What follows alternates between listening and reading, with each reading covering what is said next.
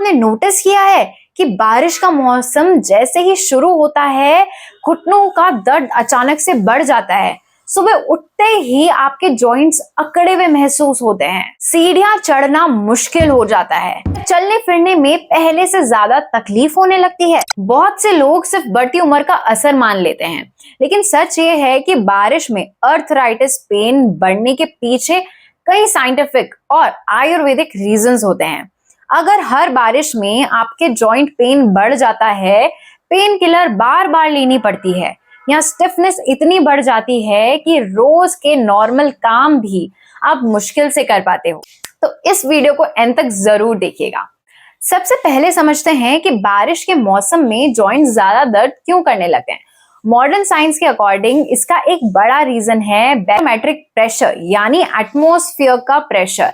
जब बारिश आने से पहले या बारिश के दौरान ये प्रेशर कम हो जाता है तो जॉइंट्स के आसपास के टिश्यूज थोड़े एक्सपैंड होने लगते हैं। जिन लोगों के जॉइंट्स में पहले से इन्फ्लामेशन होती है, उनमें ये एक्सपेंशन पेन और स्टिफनेस को और बढ़ा सकता है। दूसरा रीजन है बढ़ी हुई ह्यूमिडिटी। ज्यादा मॉइस्चर की वजह से मसल्स और कनेक्टिव टिश्यूज स्टिफ महसूस हो सकते हैं, ब्लड सर्कुलेशन थोड़ा स्लो हो सकता है और मूवमेंट भी कम होने लगती है। तीसरा रीजन है मॉनसून में लोग बाहर कम निकलते हैं, वॉकिंग और एक्सरसाइज कम हो जाती है, जिससे जॉइंट्स और ज्यादा स्टिफ होने लगते हैं। आयुर्वेद इस सिचुएशन को वात दोष के बढ़ने से जोड़ता है। वर्षा ऋतु में वात नेचुरली इंक्रीज होता है और वात का रिलेशन बोन्स, जॉइंट्स और बॉडी के मूवमेंट से माना गया है। अगर इस सीजन में डाइजेशन भी वीक हो जाए तो आयुर्वेद के अकॉर्डिंग आम यानी अनडाइजेस्टेड टॉक्सिन सब्सटेंस बॉडी में बनने लगते हैं, जो जॉइंट्स में जाकर इन्फ्लामेशन और पेन को और ज्यादा बढ़ा देते हैं। इसी वजह से इस सीजन में बहुत लोगों को जॉइंट्स से आवाजें आना, स्टिफनेस, पेन और चलने फिरने में प्रॉब्लम ज्यादा महसूस होती है।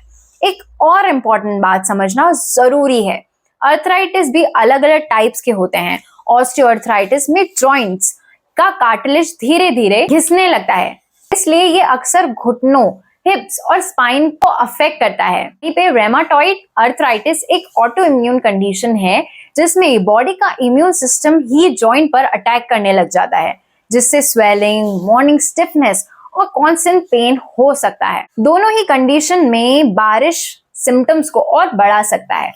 अब बात करते हैं उन कॉमन मिस्टेक्स की जो अक्सर लोग करते हैं।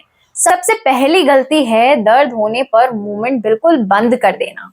बहुत लोग सोचते हैं जितना कम चलेंगे उतना बेटर है, लेकिन रियलिटी ये नहीं है। इनएक्टिव रहने से जॉइंट और ज्यादा जमने लगते हैं।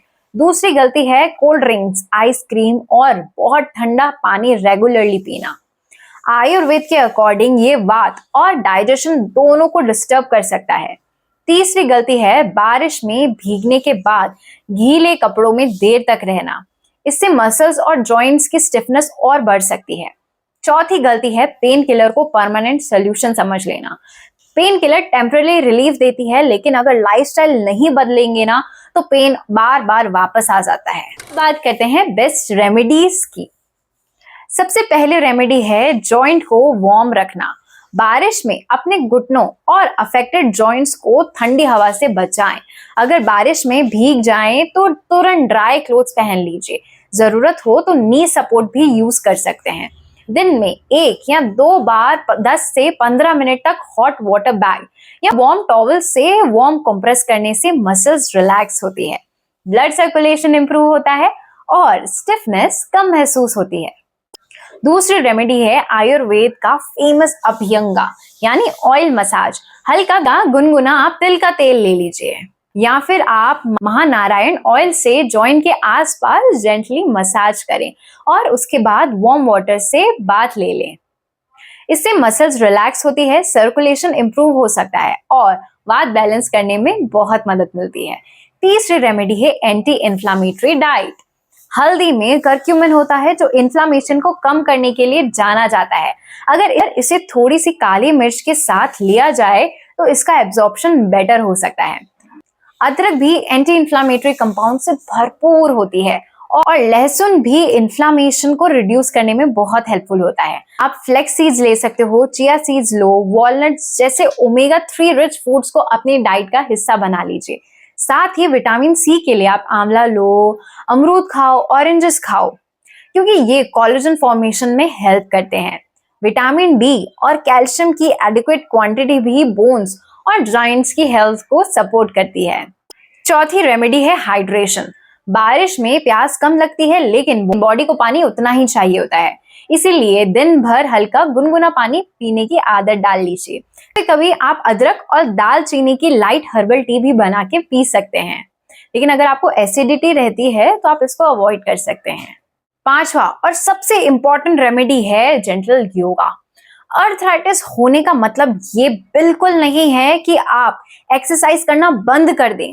सही टाइप का मूवमेंट जॉइंट्स को लुब्रिकेट करने में बहुत मदद करता है। आप एंकल रोटेशन कीजिए, नी बेंडिंग कीजिए, हील स्लाइड्स, शोल्डर रोटेशन, ताड़ासन और मर्जरी जैसे कुछ आसन आपके लिए बहुत सुटेबल हैं। साथ ही साथ आप सेतुबंद आसन जैसे जेंटल योगा पोजेस को अपना सकते हैं। इसके साथ आप अनुलोम विलोम और डीप बेली ब्रीदिंग कीजिए। स्ट्रेस को कम करने में बहुत मदद करता है, और जब स्ट्रेस कम होता है तो पेन की इंटेंसिटी भी कम महसूस होती है। इसके अलावा आप 7 से 8 घंटे की क्वालिटी स्लीप लेना बहुत जरूरी है, क्योंकि इसी टाइम पर बॉडी रिपेयर और रिकवरी मोड में होती है। हेल्दी वेट को मेंटेन करना भी उतना ही इंपॉर्टेंट है, क्योंकि बॉडी का हर एक्स्ट्रा किलो वेट घुटनों पर एक्स्ट्रा प्रेशर डालता है। ओवरऑल अगर आप बारिश में जॉइंट्स को वार्म रखें, रेगुलर जेंटल मूवमेंट करें, तो आप ऐसी तकलीफों से थोड़ा सी राहत पाएंगे। तो वीडियो को लाइक कर लो, सेव कर लो और उन सबके साथ शेयर करो जिनको बारिश में जॉइंट्स में बहुत ज्यादा पेन होता है, उनको चलने फिरने, रोज के नॉर्मल काम करने में वो बहुत तकलीफ होती है। चैनल को सब्सक्राइब करना मत भूलेगा। हम अगली वीडियो में मिलेंगे। Till then take care of your health and take care of your joints. नमस्कार।